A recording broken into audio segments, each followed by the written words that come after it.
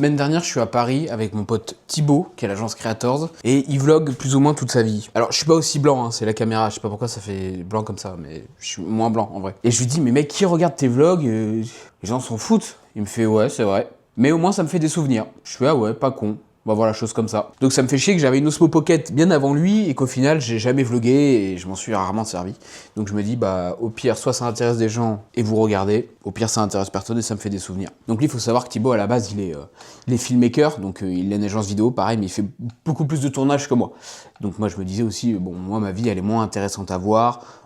Avoir des dilemmes business et faire du montage vidéo, c'est pas méga intéressant non plus, mais au final, je me dis, si ça peut un peu me motiver, parce que quand on est à notre compte, on n'a personne pour nous motiver, donc le moindre petit truc qui nous motive, on le prend, généralement. Donc c'est pour ça que je me suis dit, bah en vrai, let's go, j'ai rien à perdre. Voilà, j'ai rien à perdre, faut que j'arrête de regarder cet écran, hein. C'est chiant. Là, aujourd'hui, premier épisode, et j'ai un dilemme. Mais avant ça, je crois que j'ai plein de choses à vous raconter et à rattraper. Même si vous avez, je crois que j'ai fait 2 build-in publics. J'ai fait 2 épisodes où vous avez pu voir qu'on avait construit des studios, etc., etc. Donc là, on va aller en voiture direction le bureau et puis je vais vous raconter un petit peu tout ça, vite fait, voir ce qui s'est passé. Et vous comprendrez mieux le pourquoi du comment de cette vidéo. Globalement, qu'est-ce qui s'est passé en 6 mois parce que c'est à peu près de là où date le dernier build-in public que j'ai fait. Oui, alors la caméra, oui. Bon, je fais au mieux. Hein. Il s'est passé que le contrat avec Anyone continue toujours, mais il y a eu une grosse baisse de contenu vidéo. Donc, ce qui veut dire une grosse baisse d'argent. Et donc là, on arrive tout de suite déjà sur le premier problème que une agence qui dépend pas, mais qui le chiffre d'affaires, effectivement, je sais pas, 50% du CA dépend d'un client, c'est pas tenable. C'est pas tenable et ça le fait pas du tout. Donc voilà sur les problèmes qu'il y a eu, on va dire. Je crois que le dernier build-in public, si je dis pas de conneries, ça devait être en janvier, début d'année 2025. Et donc là, à l'heure où je tourne la vidéo, on est en fin novembre, donc bientôt au début décembre. Et effectivement, niveau chiffre d'affaires, ça a été globalement divisé par 2. Donc ça se ressent bien. Donc là on arrive quand même sur le premier bilan. Donc j'attends d'avoir des résultats comptables. D'après ce que j'ai calculé, on serait avec des bénéfices qui seraient pas mal. On serait à 40 000 euros de bénéfices. Alors me demandez pas où est l'argent, parce que j'en sais rien. je comprends pas. 40 000 euros de bénéfices et je me suis versé 0 euros de salaire. Donc je sais pas où est l'argent. Donc la deuxième problématique, on va dire, c'est les équipes, c'est les monteurs. Soit ils sont mauvais, soit ils font des fautes d'orthographe, soit ils sont pas fiables en termes de délai, et aussi un problème au niveau de la facturation. Donc voilà un petit peu pour les problèmes identifiés. Donc ça, la mission, là ça va être de résoudre ça dès 2026.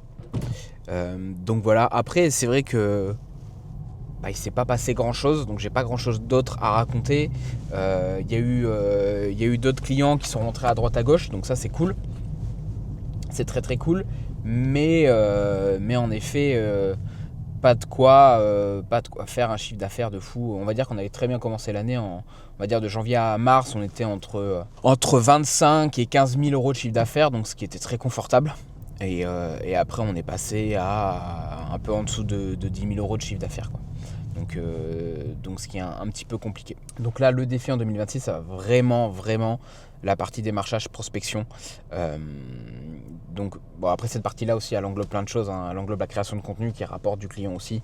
Enfin voilà, vraiment aller chercher du client. Voilà, c'est plutôt comme ça qu'il faut le voir. Donc il y a plusieurs leviers, du coup création de contenu, LinkedIn, Insta, TikTok, toutes ces conneries. Et en même temps je sais rien moi, du cold mailing, on les appelle, je sais pas, un peu la flemme, mais enfin des DM sur Insta, enfin voilà, vraiment des messages, quoi. Donc ça va vraiment être les grosses étapes à venir en 2026 où il va falloir que je me sorte le doigt du cul, parce que sur tout le reste je suis super content du système qu'on a réussi à monter et tout, moins content de la charge de travail que j'ai et de la charge mentale que ça me prend.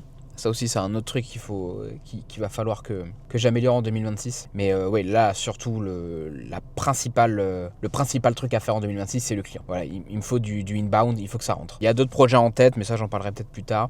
Mais là surtout j'ai un autre dilemme qui se prépare, je suis complètement cramé là, le soleil il m'encule. C'est bon, j'ai mis un petit filtre ND sur la caméra, ça devrait être mieux. Mais ouais, donc voilà, ça va vraiment être la grosse mission. Et voilà quoi, c'est vrai que que je suis déçu. Si on avait fait 20 000 euros de chiffre d'affaires absolument tous les mois, bah, ça irait beaucoup mieux, quoi, hein. Ça, c'est sûr. Mais bon, quand même, pour une première année, je suis quand même content de ce qu'on a réussi à faire. Je suis moins content des 6-7 000 euros d'impôts que je vais devoir payer. Ça, c'est quelque chose que je n'avais pas anticipé du tout. Enfin, plutôt dans le déni. Évidemment que je dois des impôts, je dois de l'impôt sur les sociétés, c'est logique. Mais c'est quelque chose, je me mettais des œillères en mode, oh bon, on verra bien. Parce qu'effectivement, si à chaque prestat, tu mets 20% de TVA de côté, t'anticipes tes 15% d'IS, ou 25% si tu te démerdes très bien, bah ouais. Enfin, c'est pas grand chose à la fin, quoi, pour payer les équipes, payer tes charges et essayer de te verser un salaire. Donc c'est vraiment là où on a un gros problème. Et je me dis notamment que je dois pas être assez cher.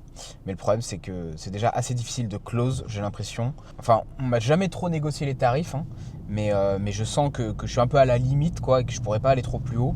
Mais encore une fois, là, je viens de passer une semaine avec Thibaut sur Paris. Il va facturer à la demi-journée ce que je facture à la journée, quoi. Donc je me dis que bon, à Paris, il y a peut-être plus de thunes qu'ici, mais c'est une fausse excuse aussi. Il faut juste ça va passer vraiment par de la valeur ajoutée, quoi, hein. C'est comme ça que je vais réussir à pricer plus haut et je trouve que déjà je me démerde pas mal même dans mon discours et tout, hein. Chaque appel que j'ai via des ads ou quoi que j'ai fait, globalement ça close à chaque fois, ou alors il y a des touristes, 2-3 touristes. Ça aussi il faut éliminer ces touristes là parce que ça te fait perdre un temps fou. Tu passes une heure en call ou 30 minutes en call, tu lui fais des devis, machin, pour qu'au final soit t'as pas de nouvelles, soit ça close pas, enfin bref c'est un enfer. Donc bon. Donc ça aussi c'est à éliminer, mais voilà, vraiment là, début 2026, la prio c'est faire du fric, vraiment. Donc peut-être revoir les offres, etc. Parce que c'est vrai que les offres, bah au final, c'est beaucoup d'à la carte, et pourtant j'ai pas envie de faire du à la carte. Donc c'est un peu relou, il faudrait vraiment que je me pose par rapport à ça et que je réfléchisse parce que c'est compliqué, hein. Voilà. C'est ça être entrepreneur, c'est se poser 8 milliards de questions et ne pas avoir les réponses. Donc c'est ça qui est cool aussi. Mais donc voilà, là je vis actuellement avec de l'argent, mais je sais pas comment. Donc en vrai ça se passe plutôt bien, ma situation n'est pas à plaindre, mais elle pourrait être largement meilleure, quoi, hein. Donc bon.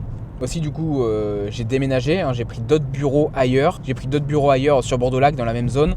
Des bureaux qui sont 2 fois plus petits et qui me coûtent 2 fois plus cher. Je suis presque à 400 € par mois de loyer pour 14 mètres carrés, un truc comme ça. 14 mètres carrés que j'utilise même pas, j'y suis pratiquement jamais. Donc ça c'est un peu chiant par rapport à ça aussi. J'essaie de centrer, mais en conduisant c'est un peu compliqué. Donc ça c'est très chiant, donc je sais pas si je vais les garder ou pas, mais donc voilà l'objet de ce vlog. Là je vais retourner au bureau parce que j'y suis tellement pas souvent que je sais plus trop la taille que ça fait. Mais l'idée c'est qu'au bout d'un moment ça me rapporte de l'argent ce truc, hein.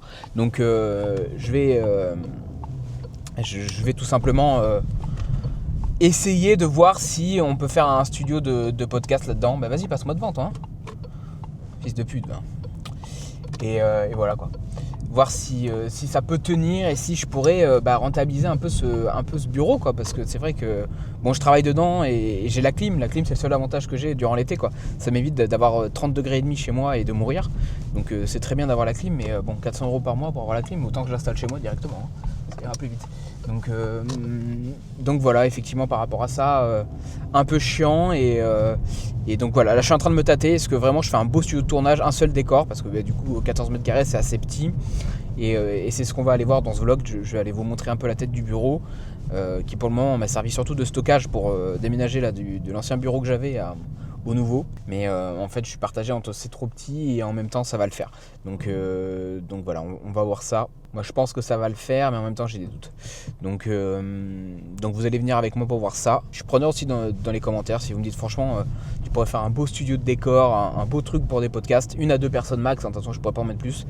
Donc voilà, donc ça sera un seul décor, mais on va dire modulable avec un bureau pour je sais pas, les personnes qui veulent faire des VSL, des ads ou des conneries comme ça, et 2 personnes pour du podcast classique. Et ça pareil, c'est Thibaut qui m'a redonné l'envie de faire des interviews, puisque il y a des bureaux sur Paris avec un décor de podcast. Donc voilà, vous savez tout. Donc là je fais 2-3 courses et puis on va directement au bureau. Je vais vous montrer tout ça, voir si c'est faisable ou pas, et même en termes d'argent aussi, parce que du coup moi j'ai qu'un boîtier, et donc idéalement je voudrais peut-être pour commencer 2 boîtiers d'abord et le 3e boîtier plus tard pour avoir 3 cams. Faut que je vois parce que en termes de pricing on est entre 4 et 5 000 €, quoi. Donc j'avais pas forcément prévu ça. Donc bon, je suis en sens inverse, tout va bien. Donc ouais, à voir. à voir comment faire ça. Bon, je fais mon créneau et on se reprend après. Hein. Bon, je vous montre ce que ça fait une fois qu'on rentre. Bon, alors là, c'est un peu le bordel. C'est un peu le bordel parce que c'est du stockage, etc., etc. Mais du coup, voilà, si je me colle à la porte, la surface a fait ça. Donc moi, ce que j'avais imaginé faire, c'est couper en deux cet espace-là, mettre un grand rideau noir de trucs de cinéma ignifugés, là. Ça, j'en ai déjà. Pour séparer l'espace. Et ici, bon, je sais pas quoi faire de tout ce qui est... frigo machin, mais genre là idéalement garder un seul bureau avec les retours pour pouvoir bosser, etc. Enfin techniquement je prendrais plutôt ce bureau là, je le mettrais là, je vais le virer. Et donc là comme ça on coupe en deux et du coup ça serait un siège là au milieu, un autre siège là. Je mettrais des beaux rideaux au fond. Enfin voilà, vraiment séparer cet espace là en deux. En fait imaginez-vous que je vire tout et que je coupe en deux. C'est vrai que là vu comme ça, c'est pas immense. C'est pas immense, c'est pas immense. Peut-être voilà l'idée que j'avais. Après, waouh. Prendre rendez-vous chez le coiffeur, ça va falloir le faire très vite aussi. Après voilà, l'idée que j'avais aussi c'est... en fait je sais pas, est-ce que je prends un risque de fou malade et je loue un 40 mètres carrés qui est à côté? Mais un 40 mètres carrés ça me reviendrait à 700 € par mois, donc là pour le moment dans les finances c'est impossible. Ou alors il faut vraiment que le studio devienne un business plan de fou, parce que l'idée moi que j'avais avec ce studio de podcast, c'est vraiment que ça devienne un levier d'acquisition hein, comme un autre. Okay, dans le sens où c'est plus facile de closer des clients qui viennent au studio, qui ont tourné, etc. Ah, t'as pas de monteur? Ah, le montage il est nul. Eh, passe par mon agence, tu vois ce que je veux dire? Donc ça, c'est l'idée que j'avais.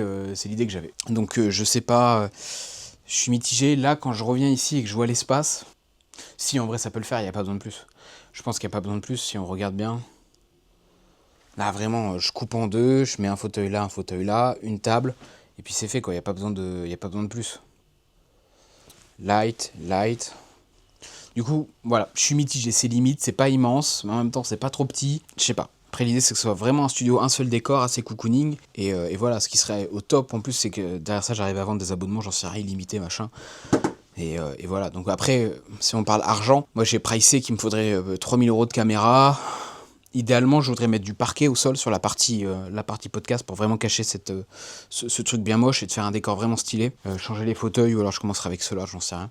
Mais voilà, l'idée que j'avais, c'est vraiment de pas faire un truc broke. L'idée, voilà, c'était vraiment de faire un truc vraiment quali, très cocooning, parce que c'est petit, l'espace est petit, il est confiné, donc il va falloir jouer et composer avec. Donc voilà. Donc je me tâte, parce qu'en plus, du coup, je perdrais mon bureau. Alors certes, j'y suis pas souvent, mais quand j'y suis, je suis plutôt bien dedans. Mais du coup, je perdrais cet espace-là.